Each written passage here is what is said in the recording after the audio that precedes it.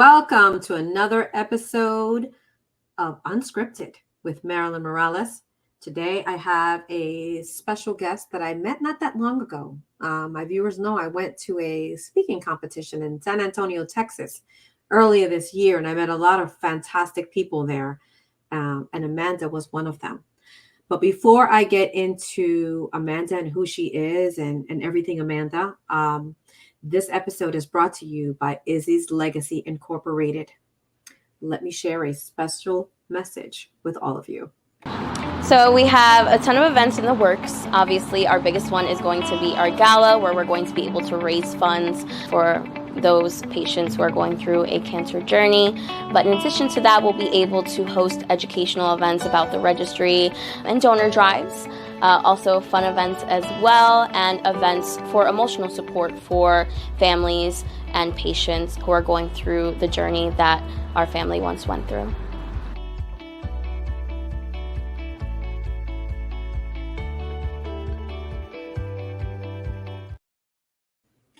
We have our first Get Busy for Izzy fundraising gala this September 16th in Cherry Hill, New Jersey. You can go on izzyslegacyinc.org if you wish to purchase tickets to attend that event. Now let's get to my next guest, and her name is Amanda Ewers. I don't know if I pronounced that right, so I'm going to let her correct me. Well, let me tell you about her.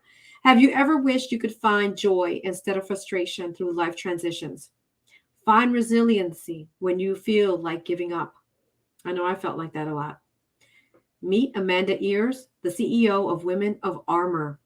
With over a decade of teaching in multiple disciplines, Amanda has helped thousands of women to untangle their mindset traps and armor themselves with greater self-love with her multifaceted framework so they can find the joy in all of life's happenings. She's an award-winning speaker, and yes, she won the award at that competition that I went to.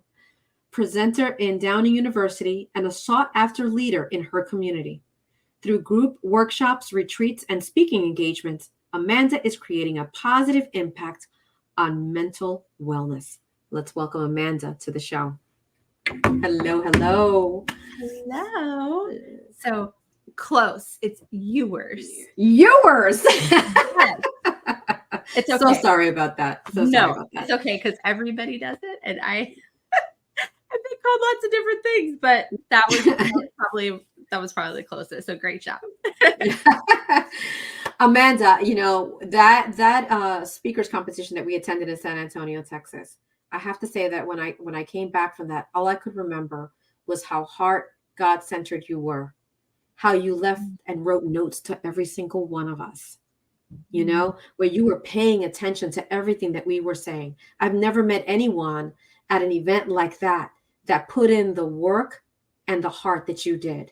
So very well deserved. You won that event, and very well deserved. Your story impacted every single one of us in the room. So kudos on that. Thank you so much. So talk to my viewers. Who is Amanda? Talk to me about your background and why you do the work that you do today. Well, I love being on the speaker journey with you. And so thank you so much for that. Yeah, I think part of who I am is that heart-centered person. Like I learned a long time ago that I have a servant's heart. And that's what I do. That's what makes me special and unique, is that I lead with my heart. And, you know, sometimes it gets me in trouble, but most of the time, it's extremely rewarding, because we know that when we are giving, we are also receiving. And so that is at the root who I am. I am a giver, and I serve from my heart. And that's how I connect with people, is getting to know people when they're vulnerable, when people just share with me, which is really special. And when I have those moments where I get to connect with people in that special, vulnerable place, it fills me up in a way that I can't explain, because I'm like, and I always say, thank you for trusting me with that. because there's something special to be able to share. So just kind of a brief who I am. I live in Minnesota, so it's not always cold here. We are getting the hot weather just like everyone else. Oh, really? Okay. So what's hot to you? What temperature? Well, let's see. It was 95 degrees and 50% humidity. So that's it. I grew up in North Carolina, and so I spent most of my life out on the East Coast, and I met my husband when he was stationed in Virginia. He's originally from the Midwest, and so we moved up here after I graduated from East Carolina University in Greenville, North Carolina. So I am a teacher. I've been teaching multiple modalities over the years. I've been in the classroom. Middle school is my favorite. I know.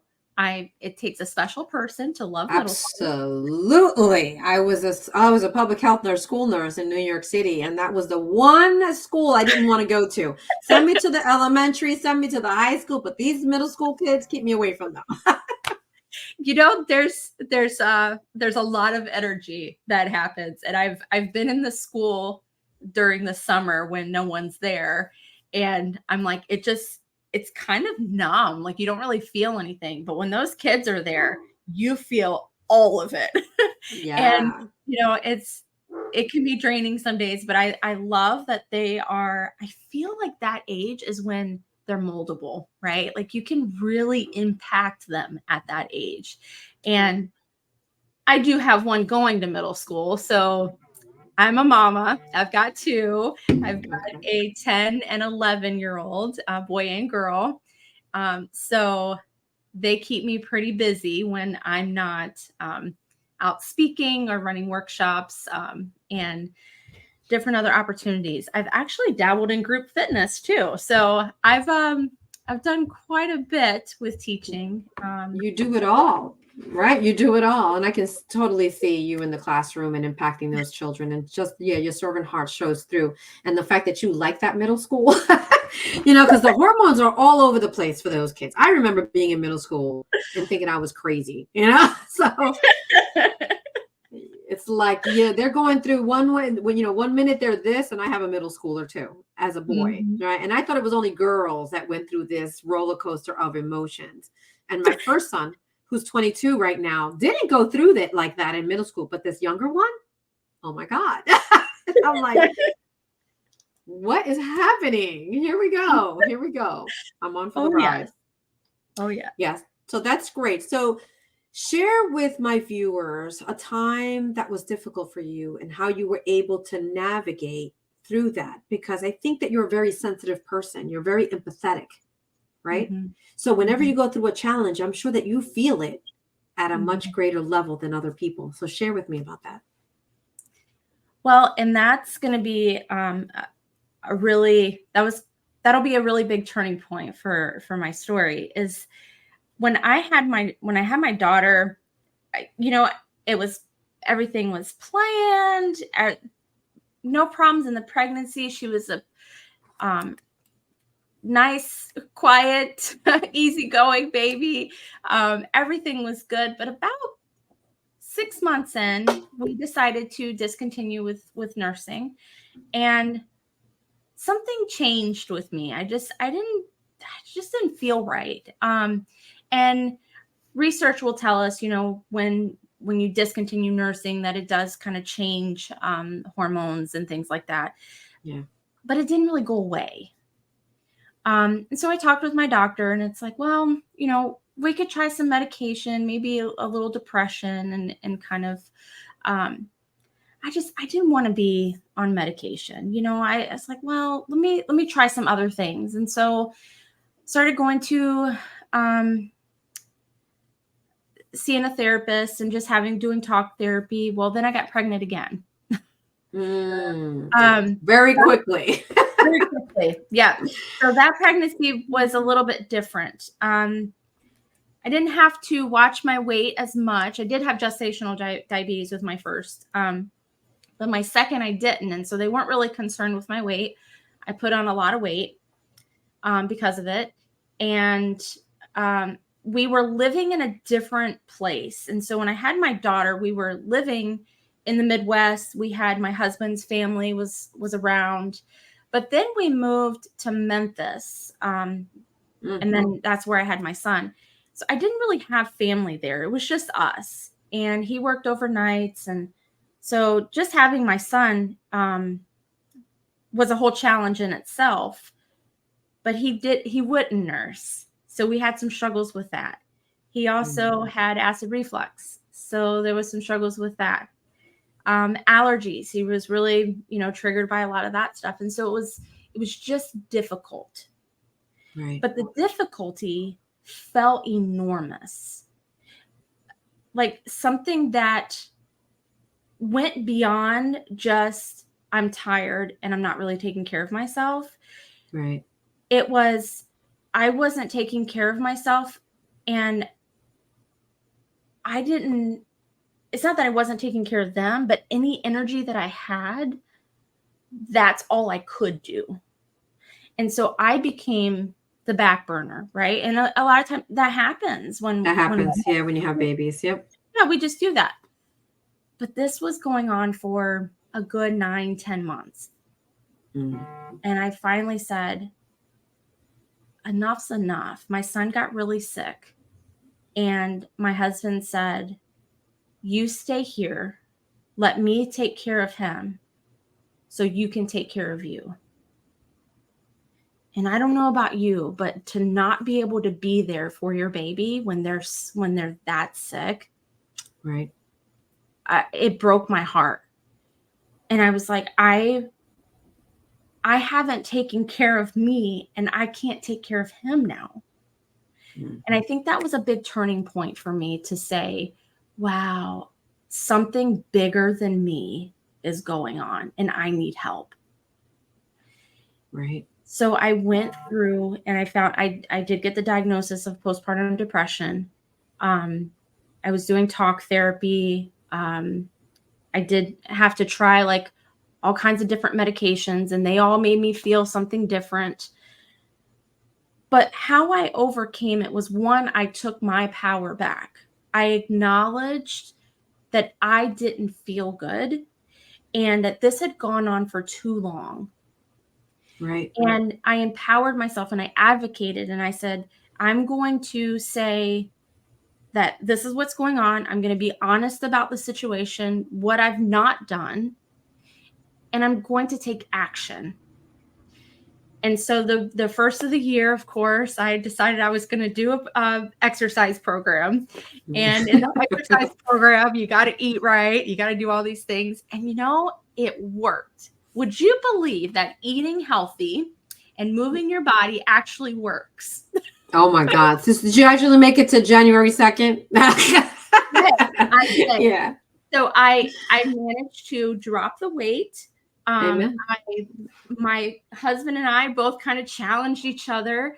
And so we both ended up having a transformation story. But you know what was even more special in that? My coach had been someone who had also gone through postpartum depression. And so she was a support for me. She's like, I had been there. And she was a step ahead of me in this fitness, idea, and brought me a whole community of people that were now on this path that I was on to be healthy. So in that, it was, hey, we're going to do book clubs, and we're going to do some personal development. And when I started feeling good and I was enjoying being with my children, and I was sleeping and I was eating well, and I was having that time for myself, right? It really did change the dynamic of my life, and it gave me a direction. I said, if I can do it, and I went through all of this suffering, then that means I have to go help one other mom. There has to be one person that I can help. And so that started my mission. And I will tell you that I always say that when we are blessed to come through a struggle, a challenge, I feel that it's our obligation Mm-hmm. to help someone else who's coming behind us, that we've got to turn around, that we just can't run and leave everybody else behind us. We've got to turn around and go, okay, I got you. This is how you do it. This is how you navigate that. So I love number one. I wrote down a couple things when you were talking, right? Mm-hmm. Being intentional. You have to be intentional with your recovery. You have to accept that you're sick, that there's something different and something wrong, and be intentional with the next steps, right? Did you have an idea that you potentially were going through postpartum? Did you know that word, that term? Well, not really, because it felt different with my daughter. And I was like, oh, it was because I had stopped nursing. I thought postpartum was the baby blues. And Which is what they call it. which is what a lot of people recognize it as. But do you know that baby blues is only the first 2 to 3 weeks and then it goes away? If it's beyond that point, now it's considered postpartum depression. So they are two very different terms. And a lot of people just aren't educated in that area to know. And 20% of women report postpartum depression. So there are cases out there that we don't know about, but we know that about 1 in 7 women are going to the doctor and they are being reported as postpartum depression. That's a significant number. Yeah. And that doesn't include the increase of 25% post-COVID general public depression that's happened. I mean, we're raising that number exponentially when we talk about 25% of just regular everyday people post-COVID have those rates have increased. Yeah. We've got all this other stuff, and then you add postpartum to that. There's a lot of people that are hurting, and we just don't know the information, and we don't know how to help. And so that's what I want to offer is a few tips and how you can recognize it and maybe how you could help. Right. And before we get to the tips, because I do want you to go into Yes. a couple of them for our viewers, because it's really important. A lot of time this information, and when our doctors are talking to them, a lot of these doctors are males, right? They're men who have never gone through the fluctuations of hormone changes when we go through our periods. It feels different when you're pregnant. It feels different after you've had the baby, right? And you don't know what's normal, what's not. And they tell you, oh, it's just your hormones, quote unquote. But you're the one going through it and you don't know what's normal for you, right? What's normal for you. And it's not just a sadness, right? It's not just a sadness. It's so much more than that. Like you say, it lasts longer. It actually impacts your everyday life in that you can't get out of bed. You don't feel connected to your child. You have dark thoughts that come to mind. I mean, there's a whole range of things that happen to you when it comes to that. Amanda, go into detail. Give me some of those symptoms so that our viewers can recognize it. Okay, there's several levels to postpartum depression. The ones that you hear about, those extreme cases where they will end their life and take their child with them, that is what we call psychosis. That is not something that I'm going to really talk about there. And sometimes there's a little bit more that's underlying in that area. So I'm just going to talk about generalized, because that's something that is easily recognizable, but kind of gets masked. Okay. And so if you know someone who's recently had a baby or is expecting, these are some things that you want to look for, because we don't know that that you will have it. There's no predictor of postpartum depression. It's not just your hormones. It's actually a chemical imbalance that happens neurologically. And so it throws everything off. Are they sleeping? And this is beyond just I'm tired because the baby is teething, or I'm tired because we just came home. after that first 3 weeks, after we've kind of settled in, we've gotten things, and a lot of times we want to rush in as soon as mom comes home and help out. Week 4, I think, is a really good time to offer to go visit with mom, check in, see how she's doing, because maybe she's a little more irritable than we've noticed before. Maybe the personality has shifted a little bit. Those are some pretty key indicators that men have told me that they've experienced from their wives or their daughters. They're just like, she just seems different and I can't put my finger on it. Okay. So the personality shift, refusing help. We try to do it all. That is our mother nature, is that we can handle it. We can do it.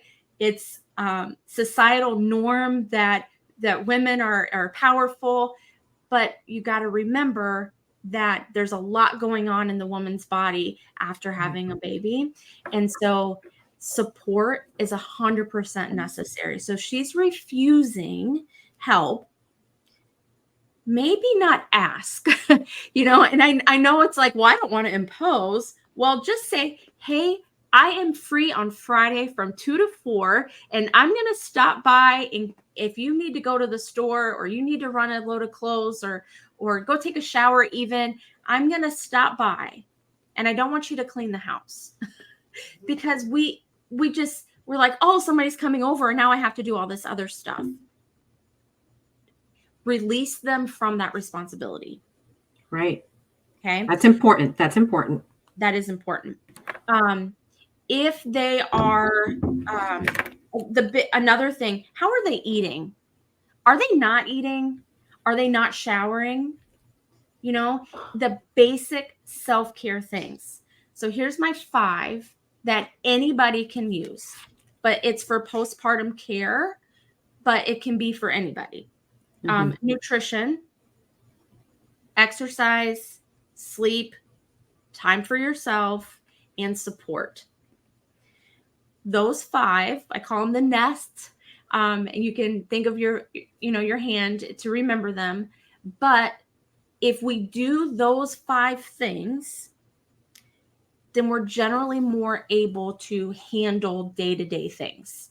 And I'm not talking about exercise, going and doing insanity. I'm talking about just getting up off the couch and moving your body. Getting a walk, getting something in. Yes. Listen, I love this. And I love that acronym too, because it's very easy to remember. This is beautiful. Yes. And as you're talking about postpartum, I'm thinking how similar this sounds when someone is going through grief. Yes. Right? Okay. Very similar. The things that you were mentioning. Mm-hmm. I remember myself going through. And I talk about, being, because you said that, not just for this, but for anyone going through something. Yes. Right? And nutrition. I wasn't eating. I lost 20 pounds within 3 weeks because I wasn't eating and nobody was noticing that I wasn't eating. Right? Mm-hmm. Same thing. And if you don't get any kind of nutrition in there, things are going to change. Right? Exercise. Not doing that either. Right? Mm-hmm. Getting up, just moving a little bit. With depression, sometimes you just get in bed and you don't want to get out of bed, right? Mm-hmm. You go do what you have to do, go to the bathroom, take care of your other children if you have other children, but then that's it. That's where it ends. And we know that with exercise, even just a little bit of walking, endorphins are released. So the feel-good chemicals are released and help you get through this. Mm-hmm. Sleep. How important is that? If you don't get sleep, you can't think. And they use sleep deprivation on prisoners, right? To get them to do what they got to do. So our children are keeping us prisoners when we can't sleep. Like my firstborn, she did not sleep at night. She did not sleep for years at night. And it was making me crazy, right? It was making me insane. Time for yourself. Absolutely. And support community, and accepting support. I love what you said about don't ask. Mm-hmm. Just do it. Same thing I talk about grieving mothers and people who are in grief. Mm-hmm. They're never going to accept the help. Mm-hmm. They feel bad being a burden. Mm-hmm. just go ahead and think proactively, what would make this person feel better? What can I do? And just do it. Don't even ask. Show up anyway. We spend a lot of time being reactive instead of proactive. Well, I didn't know. Well, once you know, now you have a responsibility to do better, right? And that's bold. That's a bold statement to make. But I think if we empower people with the education, and whether someone is grieving or whether somebody is depressed or someone just had a baby and they're experiencing depression related to childbirth, then there's lots of people that need help. And now we have tools, we have resources, we have a little bit of a template, if you will, of, hey, how can I help? All right, bring them a healthy meal. Make sure that they're eating. Ask them to go for a walk, or don't ask them. Say, come on, we're taking the baby out for a walk. We're going to the mall. I like to take you out to lunch. Guess what? They're moving their body. It's not exercise. It's intentional movement, and a lot of times with the nutrition, we want to lose the weight. And so we deprive ourselves from eating. That's not helpful. Right. And especially if you're nursing. And when the reason why postpartum is kind of gets masked is because, it's hormones. It's the baby's fault, right? And once the baby gets to this stage, it'll be better. Mm-hmm. Listen, and another thing that just came to mind, when a woman is pregnant, the focus is all on the woman, right? On the mom to be. The baby is here. The focus now goes from mom to just baby. Right. So all the focus is put on the baby, and we forget about the mom. Right? That happens a lot. And that support piece. She felt supported for how many months, and now everybody's like, oh, baby. And she's over here just trying to keep it together. And then Christmas comes around, or Thanksgiving, or whatever holiday that you celebrate with your families. And it's like, what's wrong with her? Right. Has anybody checked in? Does anybody know? You'll be okay. It's just hormones. You'll be okay. It's just hormones. Yeah. She's just tired and grumpy. Maybe she didn't sleep well last night, but has she slept well the last 9 months? Right. Does she have a supportive network? Is she, living in a new state by herself and she doesn't have any friends that are really, and so we just need to kind of open the lens a little bit and say, not just let me know if you need help, show up anyway. That's right. So your call to action, if there was just one call to action, what would that be? For everybody seeing this, because now we're holding you accountable. Yes. Now you know. What's the call to action? Check in. Maybe it's not just right away. 4 weeks in, 6 weeks in, do a check-in. Show up anyway. It's okay, because she might feel embarrassed, but I'll tell you that guilt is a lot less heavy to carry than resentment. So don't carry the resentment of, I wish I would have. It's a lot easier to say, I'm sorry I showed up anyway, and carry that. I made her feel embarrassed, than I wish I would have known. I wish I would have done something. Right. So impactful. So good. Everything you said. I love it. Amanda, how do you help people today? You're a coach. Tell us, how can people get a hold of you, exactly who you help, who your ideal client is. Talk to us about that. So I help women that are going through life transitions. So it's the range is from childbirth, relationships, whether just getting married or divorced, job changes, which can include retirement, empty nesting, any of those big events, because we don't always equate a life event to trauma. But what happens is when we go through a major life event, it shifts our normal, and we do go through an experience that's not normal, and it's a major shift. Sometimes we can't find the joy, we can't find the purpose in that transition, and so I help women to either see the light and the joy of why this is happening, how to pull through the event, to find the purpose and the joy through why these events are happening, and just how to help them navigate through it so that it's not so traumatic, so it's not so painful. And the best way to get in touch with me, I'm on Facebook and Instagram, TikTok, all the things. But AmandaEwers.com. You could go there, and there's links for how you can connect with me. You can book a complimentary call. I'll spend an hour with you, and we'll just talk about what you're going through and see if I have some resources to help you, or if we need to spend some time together. That's right. And I'll be sharing her social media links in the bio here.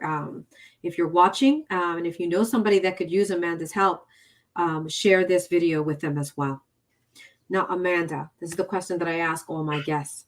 How do you define success? Success for me is when I can go to bed and I can wake up feeling proud and happy for what I have and what I've been able to serve my family, to impact my community. And so it truly comes down to the happiness that I feel when I put my head down and when I put my feet on the floor. That's right. Guys, listen, success means something different to everybody. And financial success is one of those things. But I think the resounding message here is that you got to feel it here, not just in your pockets. You got to feel it right here. Amanda, thank you so much. I was so honored to have you on my show. And for my viewers, I will see you next time. Thank you. As far as the donation process goes, it is so simple and easy, and a lot of people are unaware about that. 90% of the time, it's very comparable to donating platelets or plasma in a blood center. So the first thing you can do is text Izzy's Legacy to the number 61474. You will receive a text link where you will be able to click register now, fill out the registration, and have a swab kit sent to your home. We also have tons of opportunities to do marrow donor registry drives where we can actually swab on site and sign individuals up in person. So there are many avenues for that, but once you're on the registry, it takes a couple of weeks for your swab kit to process, and then you will be in the daily searches for those who are searching for a match. If you end up being a match, you'll get a call and they'll ask if you would like to go forward with the donation process. 90% of the time, what they will ask for is a peripheral blood stem cell donation, shortly known as PBSC. And 10% of the time, what they will ask for is a direct marrow donation, which is from the back of the pelvic bone. So there are two different forms of donation, but more commonly it is going to be the PBSC.